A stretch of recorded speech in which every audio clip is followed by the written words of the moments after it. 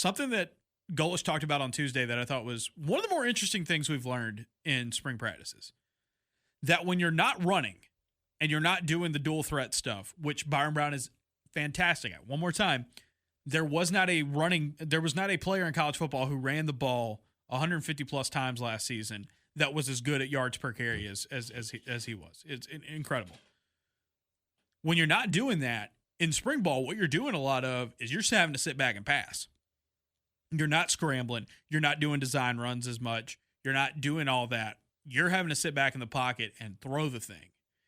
And which is what I think they want anyway. Oh, 100%. I think they know that Byron Brown has that ability to make plays with his legs. He's a good passer, but there's always room for improvement in every area. But, like, to see that with Byron Brown, and keep in mind, this is the 4th year he has had the same offensive coordinator and the same head coach.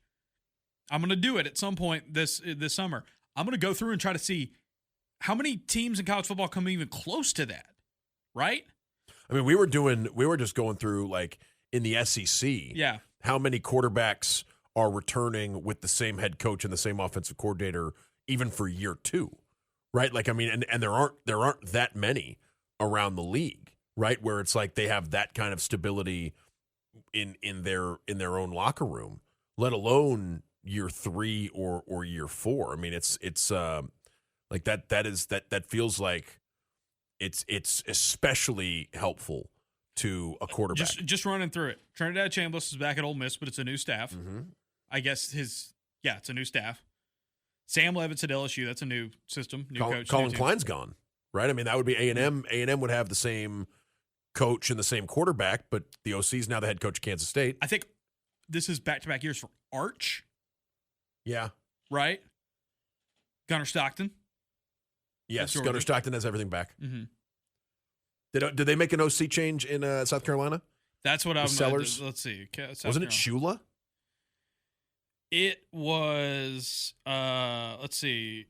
Yeah, Kendall Briles is their OC. That's now. right. Yeah, that's right. So yeah. that's a new. Okay. That's a new one. Mateer, we've mentioned back there. Reed's got a new one. I mean. And there aren't that many. And then everybody else is kind of new. Camario Taylor at State. Yeah, there aren't that many returning starters. Austin Simmons is at Missouri now. Keelan Russell is at Alabama.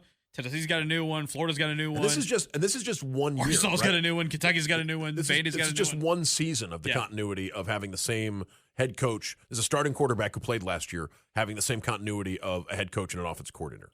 Like, let alone multiple years of this sort of thing. Yeah. And this is Byron Brown's 4th offseason. Right. With Gordon and with Golesh. And the thing that Golesh said earlier this week that I thought was so fascinating is that he was talking about where his processing and his knowledge of this offense is ahead of the curve that they even expected. Like, okay, even you come in with the expectations like, well, Byron, you're in your 4th year of this, and yet he's saying we're, a little over a halfway point at that point in spring ball, last week of spring ball, and you've got all your checks in with a quarterback. It's crazy. It's crazy to be in that point. And he said, we've moved on. It's like, it's not 300 level knowledge of the offense. It's 400 to 500 level of the offense. And, like, that's really impressive because I think when stuff breaks down or when you have to get out and go and make a play, Byron Brown is electric at that, right? It's when you have to sit in the pocket and can you be better at, like, getting the ball out of your hands and doing the traditional passing stuff, right? Reading the field, making those plays. Oh, yeah. Being an electric threat with your legs does not a quarterback make. Like, that's a great thing. That's a great trait for a quarterback to have, but you need to be able to do. And I'll make this comparison, and I'm going to make it lightly because I don't want to put unfair expectations on a guy at all.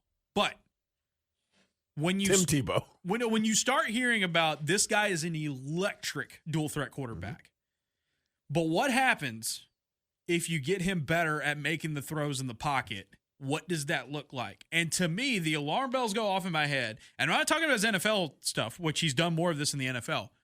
The alarm bells start going off in my head about what was said about Lamar Jackson. The deeper in his career he got at Louisville with Bobby Petrino. It was the same thing. It was like, Lamar Jackson can outrun all these jokers.